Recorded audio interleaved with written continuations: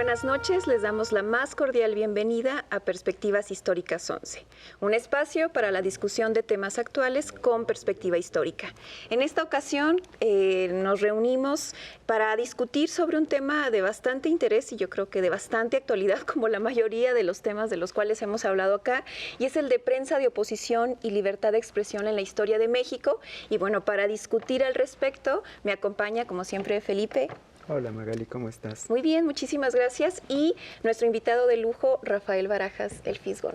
Pues muchas gracias por la invitación, Magali y Felipe. Es un gusto estar con ustedes. Muchísimas gracias. Bueno, les invito, Rafael, Felipe, a que veamos la siguiente cápsula que introduce nuestro tema.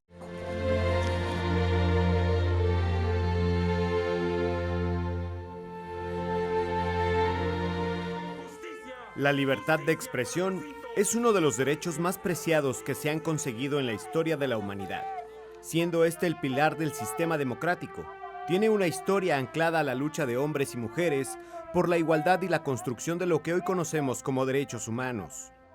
Un ejemplo claro de esta lucha en México se encuentra en lo que en las últimas décadas del siglo XIX se conocía como libertad de prensa. Particularmente habría que destacar la lucha por la libertad de expresión en el contexto de la dictadura de Porfirio Díaz.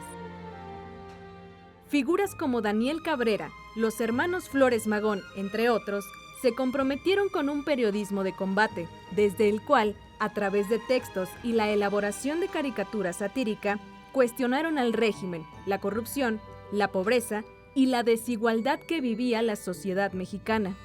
Periódicos como El Hijo del Aguizote, El Diario del Hogar, El Colmillo Público, Regeneración contribuyeron a la organización de la oposición hacia Porfirio Díaz y tendría como detonante la movilización armada de la Revolución Mexicana.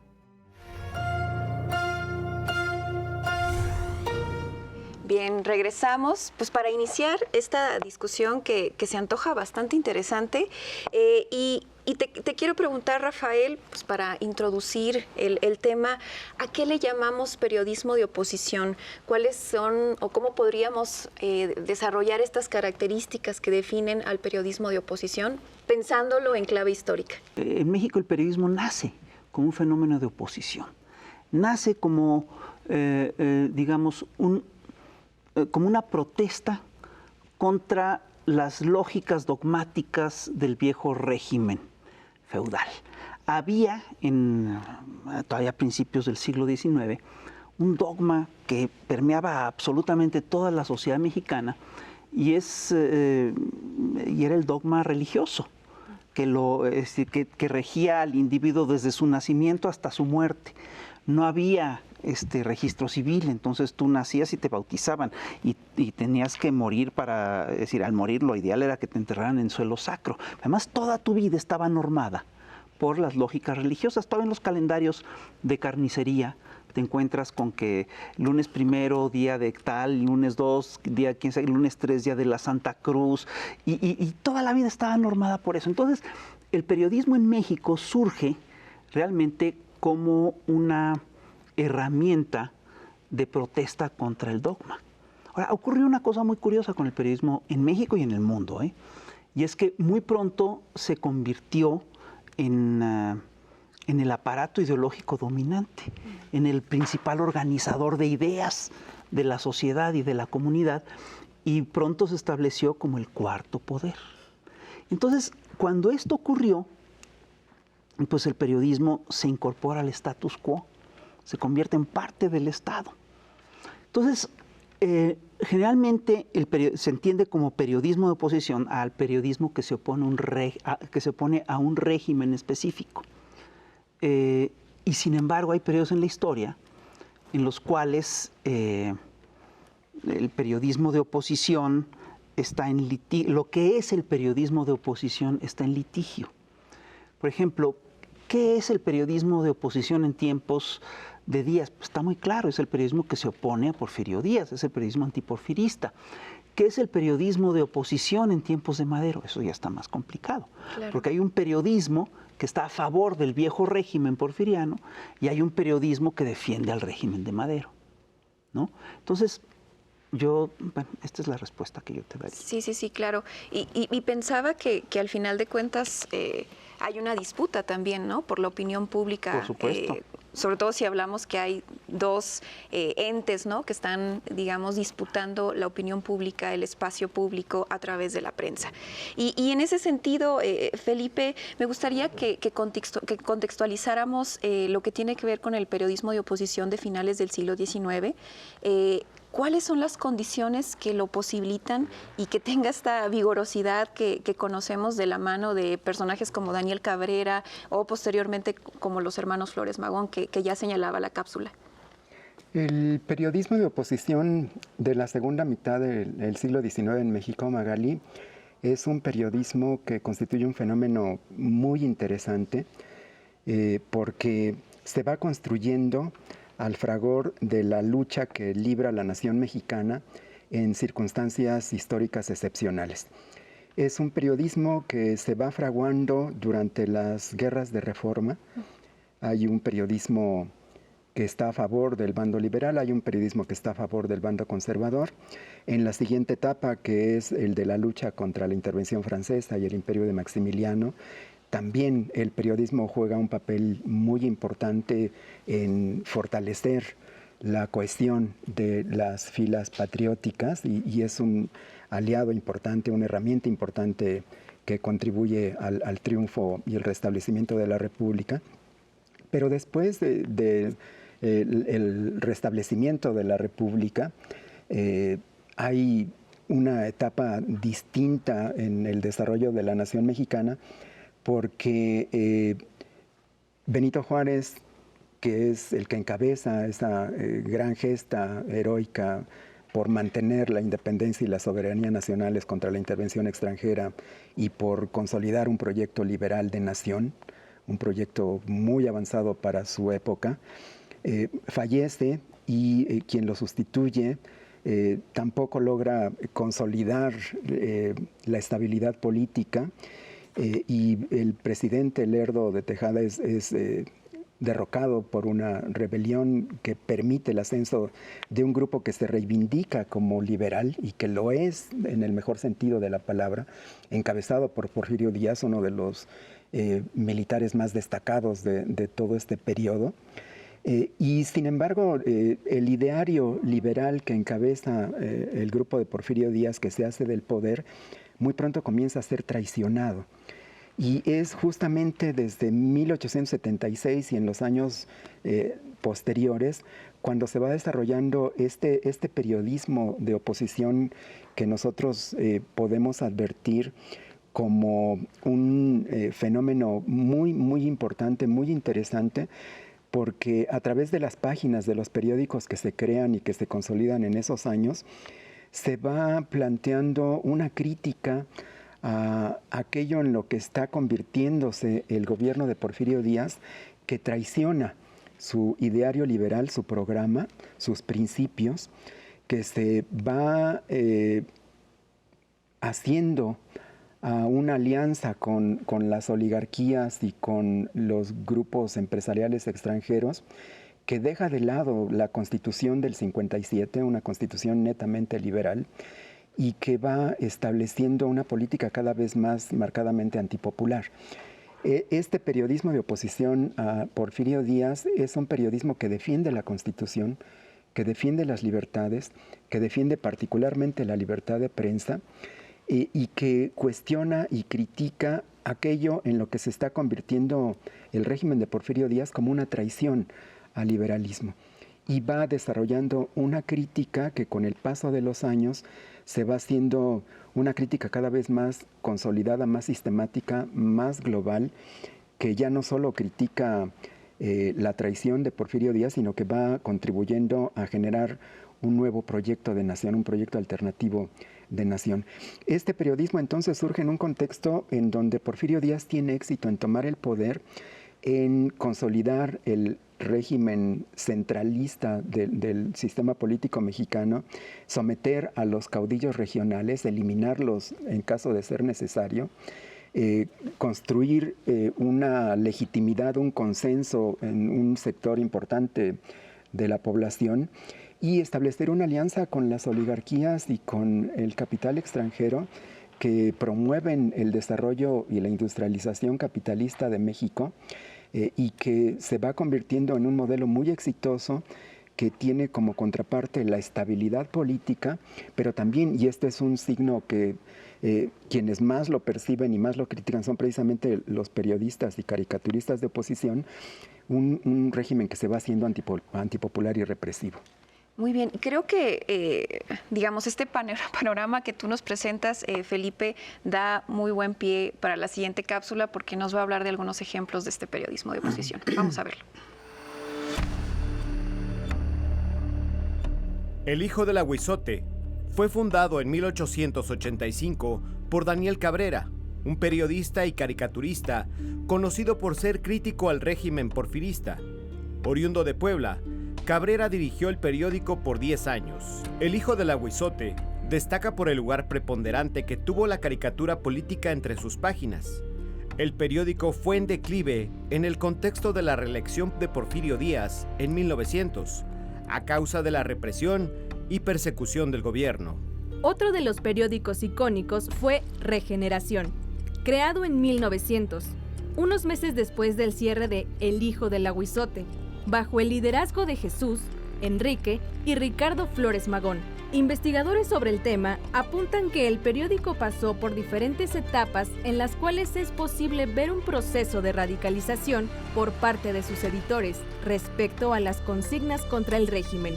También fue un medio de comunicación que trascendió las fronteras mexicanas, ya que fue editado en Estados Unidos a causa del exilio político de los hermanos Flores Magón.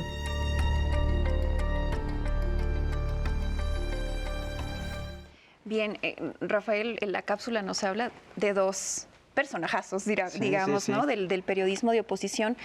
Háblanos de Daniel Cabrera, que considero que es uno de los que más admiras de estos personajes, sobre todo porque, bueno, es el iniciador, ¿no? También el maestro de una generación de periodistas opositores al régimen.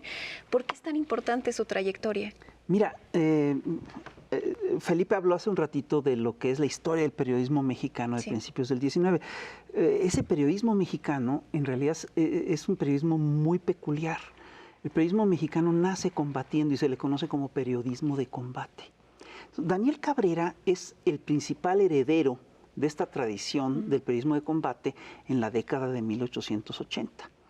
Él, de hecho, lo que hace es que retoma las banderas de los periodistas que lucharon contra el bando conservador, que estuvieron peleando contra el bando conservador en la Guerra de los 3 años, que estuvieron contra la intervención francesa, demás, y que después participan incluso en el pleito de fracciones personalistas que se da en la República restaurada. Pero Daniel Cabrera, si tú te fijas, estaba muy consciente de su linaje. Es decir, cuando él es el heredero de un periódico antilerdista que se llamaba El Aguizote. El aguizote es básicamente un nahual, no es básicamente un animal de agua, es un perro de agua, es un ser mitológico, en fin. Entonces, Daniel Cabrera retoma la tradición de este periodismo crítico que estuvo contra Lerdo de Tejada, pero lo retoma para combatir a Porfirio Díaz. De hecho, Daniel Cabrera es un hijo de Tuxtepec. El grupo que se rebela contra Lerdo y que encabeza Porfirio Díaz es justamente el grupo del Plan de Tuxtepec reformado en Palo Blanco.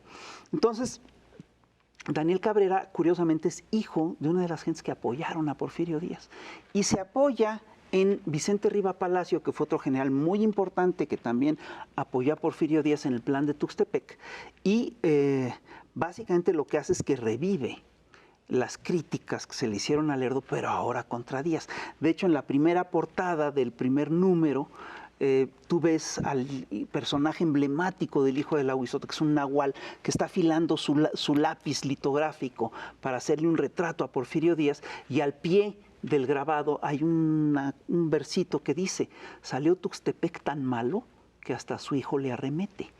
La cuña para que apriete ha de ser del mismo palo, haciendo referencia al plan reformado en Palo Blanco, ¿no? Entonces, ¿qué es lo que hace Daniel Cabrera?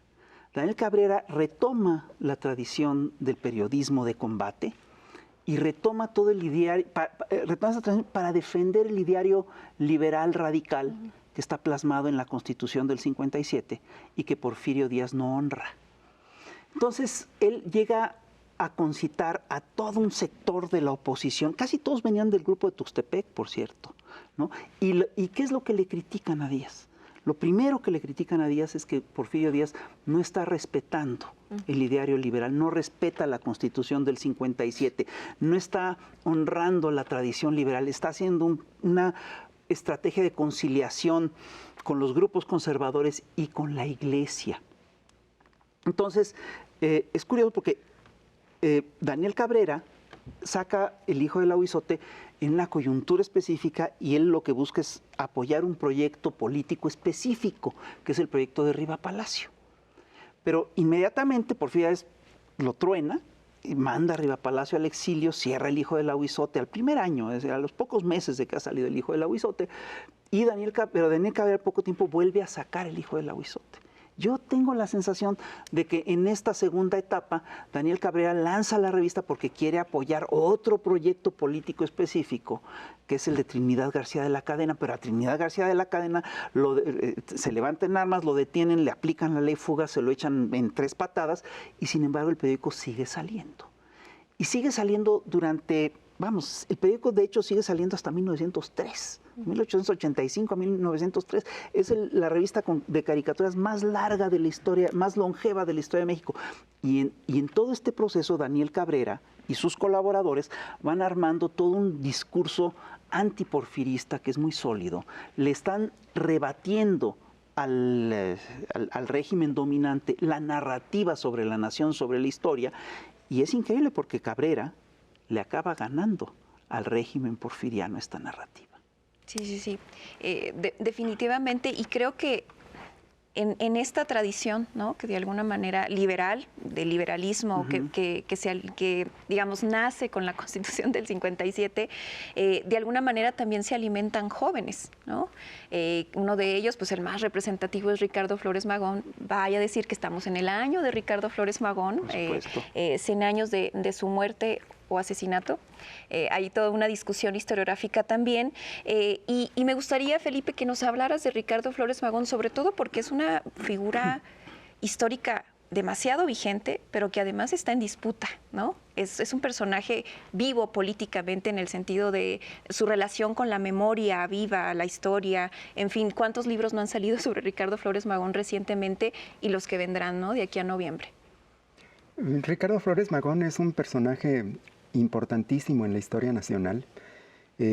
Durante muchos años fue relegado a un papel casi testimonial, marginal, como uno de los precursores. Se conocía una visión muy sesgada de lo que había sido su biografía y su obra, y creo que en los últimos años ha venido siendo reivindicado por la nueva historiografía. Y a mí me da mucho gusto que el gobierno de la República haya reconocido la importancia histórica de Ricardo Flores Magón y que haya decretado este año como el año de Ricardo Flores Magón.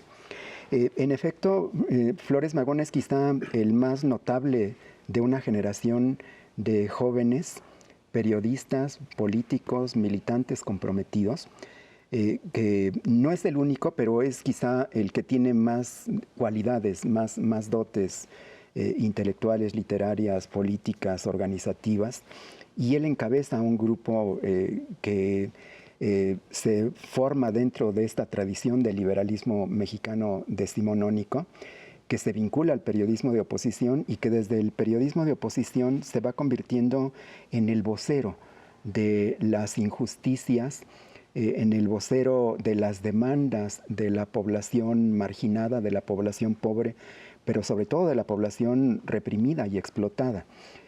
Los periódicos que impulsa Flores Magón junto con sus compañeros son quizá el instrumento que mejor disecciona lo que es el sistema político porfirista como un régimen de clase, como un régimen opresivo, como un régimen explotador, pero lo va demostrando, va convirtiendo las páginas de los periódicos en los que participa en un gran pedagogo nacional, en el que se forman centenares y miles de hombres y mujeres que van tomando conciencia de lo que significa realmente para la mayoría de la sociedad mexicana el régimen porfirista, pero que además va despertando su conciencia y les va ofreciendo alternativas de organización. De manera que creo que el proyecto alternativo de nación más completo, más acabado, que tiene mayor participación popular en su diseño, en su instrumentación, es el que construyen Ricardo Flores Magón y sus compañeros, y que se refleja en el programa del Partido Liberal Mexicano de 1906. Es quizá el documento más acabado, el mejor diagnóstico económico, político y social del México de principios del siglo XX, pero además es el que ofrece una alternativa de solución desde el punto de vista de los intereses de las clases populares. Y es en ese sentido, y con toda la labor propagandística, pedagógica y organizativa, como se convierte realmente, como Rafael lo ha dicho en uno de sus libros, en uno de los iniciadores, no en precursor, sino en el que comienza la Revolución Mexicana. Yo creo que es tiempo de reivindicar y darle este carácter a Ricardo y a sus compañeros magonistas, porque ellos son los que iniciaron la Revolución Mexicana desde 1905 y 1906. Sí, definitivamente. Y yo cuando hablaba de este lugar vivo, ¿no?, de Ricardo Flores Magón, me refería a eso, pero porque también tiene una vida muy compleja, ¿no? Sobre todo este paso ideológico, político que hace además en el exilio es fundamental y además no se le debe de omitir, ¿no? Es parte de las complejidades de la vida de este personaje. Y bueno, el tiempo poco a poco se nos va reduciendo, pero yo me quedo con varios aspectos de esta conversación, y una es la función social y política de este tipo de periodismo, ¿no? Al final de cuentas, este periodismo de la mano de Daniel Cabrera, de la mano de Ricardo Flores Magón, digamos, van alimentando una conciencia crítica, por un lado hacia la dictadura, pero también, y ya lo decías muy bien, en la formación de cuadros, ¿no?, para la rebelión posterior que va a ser la Revolución Mexicana. Recuerdo mucho estos revolucionarios que decían haber leído, no sé, Regeneración, por ejemplo. ¿Qué podríamos reflexionar de esta función social y política, de este tipo de periodismo que no es objetivo para nada, ¿no?, sino tiene tiene un lugar, pues, ¿no?, de enunciación? Yo discutiría esto de que no es objetivo. Yo creo que el tema de la objetividad en el periodismo es un tema muy discutible, pero es un tema central. Yo estoy convencido de que hoy en día hay todo un sector de la prensa que se abroga o que dice que ella sí es objetiva y tal. Pero esa prensa que es la prensa dominante no tiene nada de objetivo. Tiene mucho más objetividad, era mucho más objetiva la prensa que hicieron los Flores Magón, que hizo gente como Daniel Cabrera, que hizo gente como Juan Sarabia, que la que hacían en su momento los periódicos de Reyes Espíndola. Entonces, ¿cuál es el papel de estos periódicos? Fíjate, el tema es muy interesante y es muy delicado, porque tiene que ver con, digamos, lo que fue una transición de la prensa, que tuvo lugar en la prensa a finales del siglo XIX en Europa y también en México. Yo estoy convencido, entre otras cosas, de que la prensa liberal de combate no murió cuando le decretaron su muerte, que es en 1896, con la llegada de los grandes rotativos, sino que es una prensa que siguió trabajando y que se convirtió en una prensa doctrinaria. Esta prensa doctrinaria es, entre otras cosas, la que puede armar dentro de sus páginas el programa del Partido Liberal de 1906. Este programa del Partido Liberal de 1906 fue armado, y esto quien te lo dice es el propio Ricardo Flores Magón, en las páginas de una revista de caricaturas, que era precisamente El Colmillo Público. Ya no era el hijo de Lahuizote, el sucesor del hijo de Lahuizote, El Colmillo Público. Entonces, esta prensa tenía básicamente un trabajo, es decir, su papel, digamos, social, fue el de agitar conciencias, el de documentar, y también sirvió de vehículo para traducir ideas a un terreno muy didáctico y muy llano. Excelente. Bueno, tiempo nos hace falta, como siempre, en esta mesa para seguir reflexionando al respecto. Les agradezco muchísimo haber estado acá, haber propiciado esta conversación. A ustedes, quienes nos ven todos los lunes, les agradecemos y buenas noches.